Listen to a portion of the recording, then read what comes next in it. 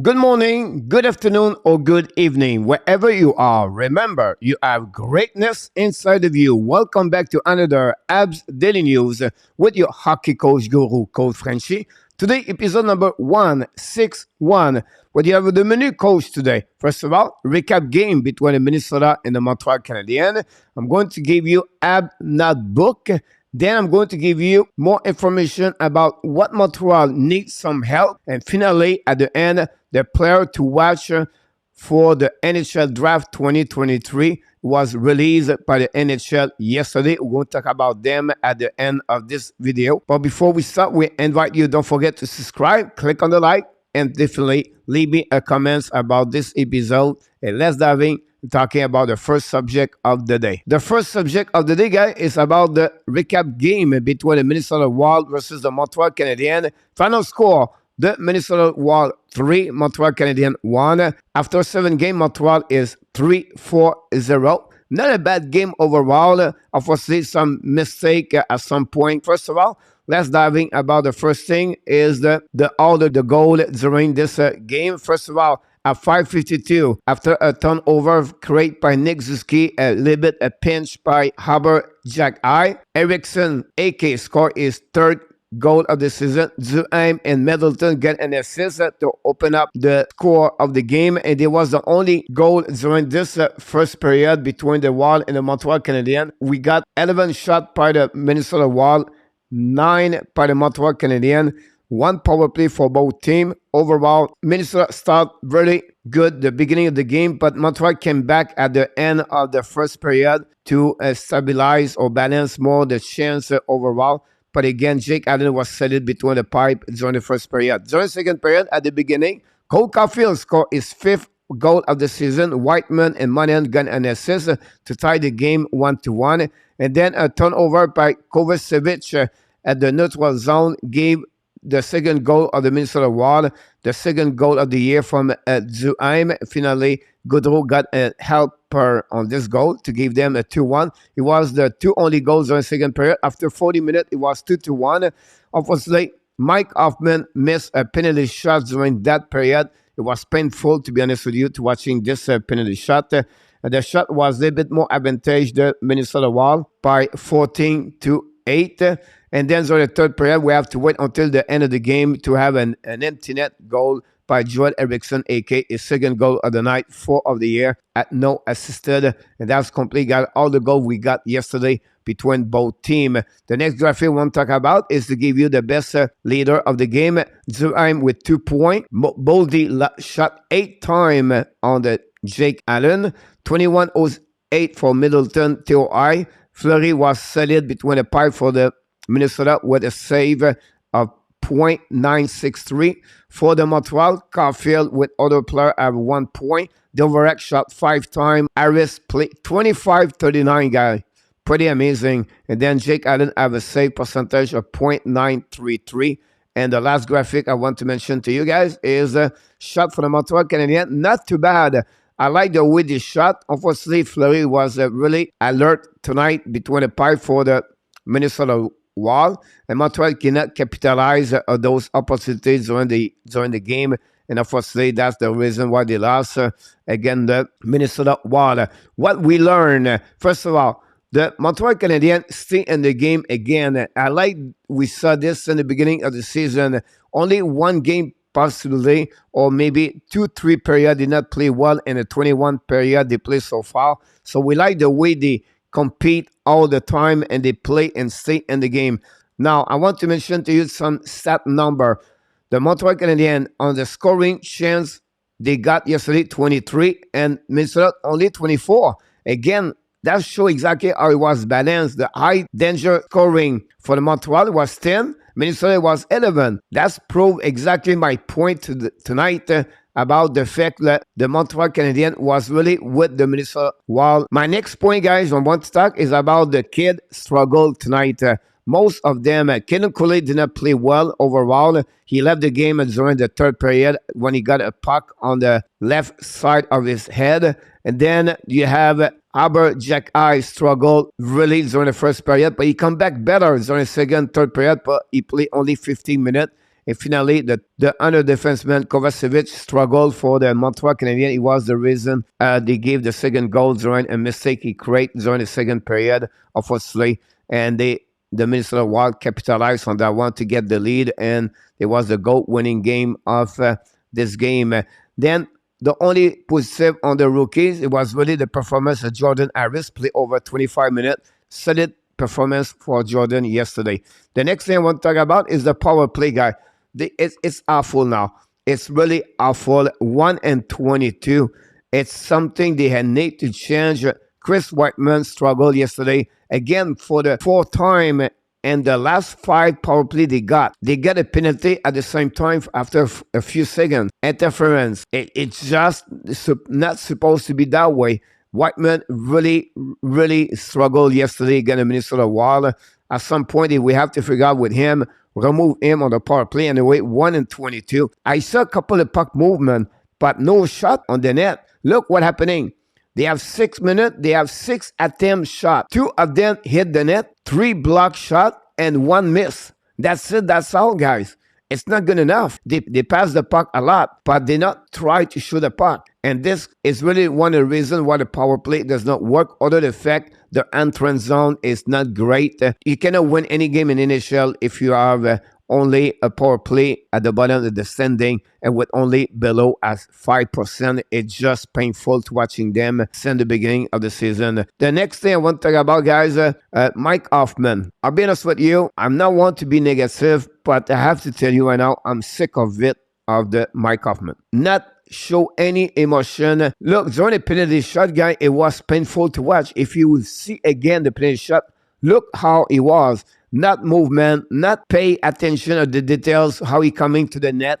He was not really care. And that's what he showed to me right now. He does really care. He tried a little bit and then he disappear. And at this point, Montreal Canadiens, if they want to focusing on the rebuilding, focusing on development, remove him. Healthy scratch him. Who care? And bring player need a little bit more. A Pesada, a Jesse Ireland for Laval, or maybe Harvey Pinard. But someone need to play over Mike Hoffman. Finally, at the end of this subject, I want to mention one thing, guys. It's about Martin St. Louis. What he said after the game. Look, he said, when he lose, doesn't matter nearly as much as the big picture. If we had won tonight, great. Come back tomorrow and do it all over again. He said, we lost, not great, but we are going to get up tomorrow and do it all over again. The results are not the whole story. And that's what the philosophy and the culture of Montreal Canadiens are focusing for this year. It's about development. The only thing they try to do is to get better, a little bit better every single day. That's the mission, the purpose of Martin St. Louis behind the bench. It's about each skate. It's about teaching. That's it. That's all. He wants to be sure the players progress and they get better one day at a time. And that's really the statement he said after the game. He recognized sometimes they struggle more. Some rookies struggled last night. But overall, we have to come back tomorrow and do it again. And that's really what I agree with him about this. So I just want to sharing what he said after the game yesterday's on press conference. Let's move on now, guys, for the next subject of the day. My next subject, guys, is about the Habs notebooks. Today, I want to talk about the ineffective veteran player right now since the beginning of the season after 7 games. Look, that's enough. DeVorak, Gallagher, guys, 1 goal only. It's not acceptable. Then, listen, Pitlick, Evans, Hoffman, 1 goal only. That's not supposed to be this way. And then we have Drouin, 0 goal. Kirby Dak, 1 goal on the power play at 4-3 and overtime. And then Anderson have 2 goals. One of them was played with Suzuki Caulfield. And that line struggle sent the play all together. So just give you an idea, guys, Montreal Canadiens need help as a forward. We recognize that we need only right now Caulfield with 5, Suzuki with 3, Monin with 2, give you 10 goals from the first line. That's it. Rest of the players, guys, the 9 other players have a total of only 5 goals together. It's the same number of Cole Caulfield. It's not supposed to be this way. And right now, we need help on the bottom of the depth of the players for forward for the Montreal Canadiens. Now, on the flip side, because I think every time we are negative, we have to look for the positive of something. And then I want to talk about this one here. The goal again is lower compared for last season. Only one game they gave over 3 goals. The rest they really do very well. And one reason, Jake Allen performance in the beginning of the season does very well between the pipe. Then the PK is excellent. We know they struggled the last game they gave for the first time in 6 games 2 goals. But again, yesterday, again, Minnesota 0-3. They're looking great since the beginning of the season. It's something last season they struggled. It was at the bottom of the NHL with only 77%. Now they are over 90% since the beginning of the season. Their face-up is better. One reason is because Monahan has take a lot of face-off for the Montreal Canadiens. Pazuski a better number. And DeVarak still be who is DeVarak, where is really good on the face-off. Dak struggled a little bit. Jake Evans is okay. So overall, as the team center, the face-off is excellent. Then finally, one number, guys, you have to pay attention. Other team, they really realize Martin St-Louis right now transforming the Montreal Canadiens. They are right now Montreal number 1 for the excess number obtained. So what are you talking about? So 2 versus 1. So they are really good. When you do create those kind of number, it's because you're great on transition. We didn't see a lot for the last 2 games, but overall, they are one of the best teams in NHL. And this is another thing, is really good. Only thing, they don't capitalize enough. They have to have a better result of their chance when they have a possibility to score, when they have a 2-1 or a breakaway. So I just want to give you a little bit more information about those numbers, and let's move on for the next subject of the day. My next subject, guys, is about the NHL release player to watch for the NHL Draft 2023. The Cameron Allen, the Colby Barlow, Connor Bedard. Most of the players you see this are possibility to be on the first round draft pick by the team in NHL 2023. And I just want to share it with you. Take a time to stop the video and take a screenshot of this and look about this. The next couple of days, I'm going to give you my first pick overall to the 32 on the first round for the NHL Draft 2020. Great player there. The Michkov, the Bedard, of course, the Fantilli is another one. But yeah, of course, you have Leo Carlson. Devoski is another great players on that list. At the end, Brendan Yager is another one with Charlie Stramel, another top 10 draft pick. Cameron Allen, Barlow, Zach Benson. All the players right now, I feel like they're going to be on the top 10 for my selection of the NHL Draft 2023. And I just want sharing this. This is a release by the NHL. And let's move on now, guys, for the next subject of the day. The last subject of the day, guys, I feel like we did not do a lot of Coach Frenchy Corner video for the last couple of days. And today I want to show to you a video about the power play. It's a OZP pumper. Great set play. You're going to see the mutation between players. They use the bumper for the one-timer. And the fact like Montreal struggled, possibly they should look my video. Just kidding. But I think you're going to see what I'm talking about. Let's check the video. Right now, you're going to see the red team controlling the puck.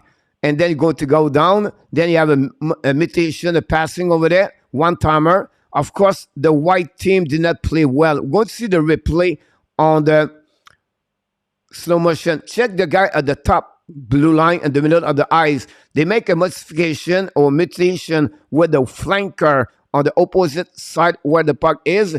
Now you're going to see a mutation between the defenseman at the blue line and another flanker. And the guy in the bumper is going to go behind the white. The white really do very great job. You can see now the 2 circle, the pass over there, and for the one-timer, and it's going to see from the bumper. But the white team did not pay attention around them. And that's what Martin St-Louis explained during the press conference yesterday. The guys from the Montreal Canadiens wait too much. Waiting for the opponent team on the PK create a mistake. It's not the way. You have to move. You have to pass the puck and try to create some confusion on the PK players. I just want to share it with you. It's a quick video, but hopefully you can understand.